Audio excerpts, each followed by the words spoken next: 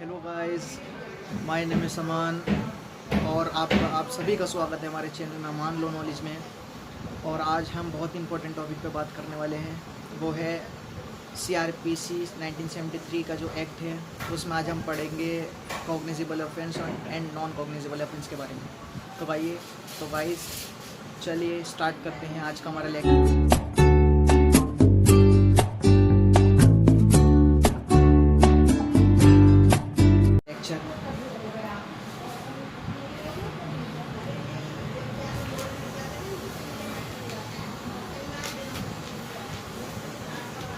तो guys, cognizable offence क्या होते हैं? कॉग्निजेबल ऑफेंस मींस संज्ञेय अपराध। दो टाइप्स के ऑफेंस होते हैं, cognizable offence and non cognizable offence.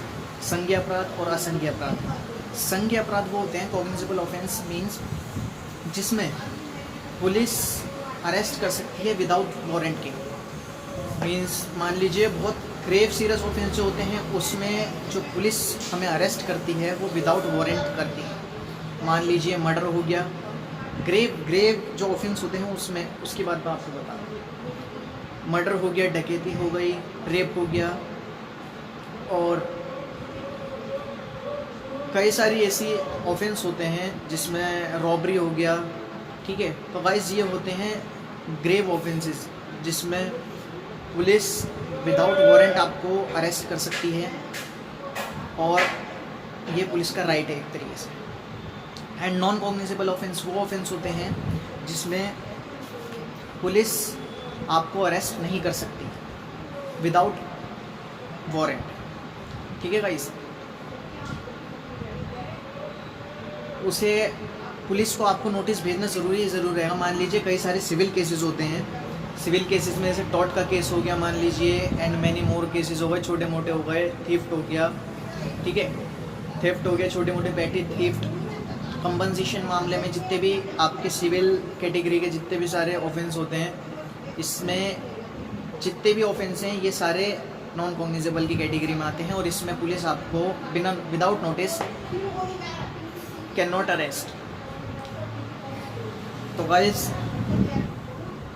जो मैंने आपको ऑफेंस थे मैंने बता दिए। जो ग्रेव ऑफेंस थे उसमें कॉग्निजेबल ऑफेंस माने जाते हैं, जो लेस सीरियस ऑफेंस होते हैं वो माने जाते हैं नॉन कॉग्निजेबल ऑफेंस। ठीक है, और जो कॉग्निजेबल ऑफेंस है इसमें जो पनिशमेंट होती है, अगर किसी ऑफेंस में 3 साल से ज़्यादा पनिशमेंट है, ठीक है, तो वो कॉग्निजेबल ऑफेंस कहलाएंगे। और जिसमें 3 साल से कम पनिशमेंट है वो हमारे कहलाएंगे नॉन कॉग्निजेबल ऑफेंस।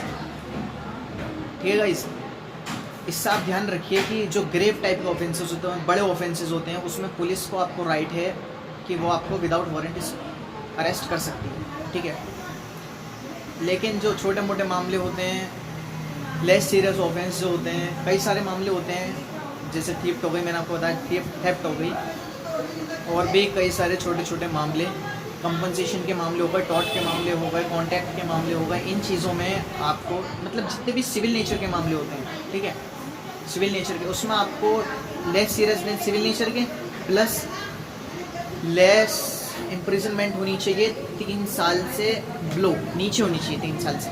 ठीक है, 3 साल से जितनी भी कम सज़ा होंगी वो जाएगी नॉन कॉग्निजेबल ऑफेंस में, और जितने भी ज़्यादा ग्रेव ऑफेंसेस होंगे, murder, robbery, thief, murder, robbery, डकैती, रेप एंड मैनी मोर, ये सारे जाएंगे आपके कॉग्निजेबल ऑफेंस में। ठीक है गाइस, तो आपको ये शेड्यूल 1 में मिल जाएगा। CRPC के एक्ट जो है 1973 का एक्ट जो है, जब आप पढ़ेंगे, अगर आप लॉ स्टूडेंट हैं तो आपको ये जानने के लिए बहुत ज़रूरी है कि cognizable offence and non cognizable offence क्या होते हैं। ठीक है, और अगर आप लॉयर हैं, एडवोकेट हैं, तो ये जानने के लिए आपको बहुत ही ज़रूरी है। अगर आप अपनी लॉ फील्ड में करियर बना चुके हैं, आप एडवोकेट हैं, तो it is very important thing.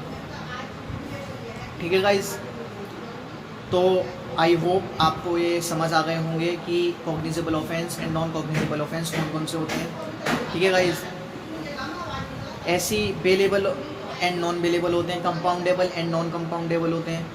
तो ऐसे ही मैं आपके लिए आगे और वीडियो लाऊंगा। ठीक है guys, please subscribe my channel Aman low knowledge. Thank you guys.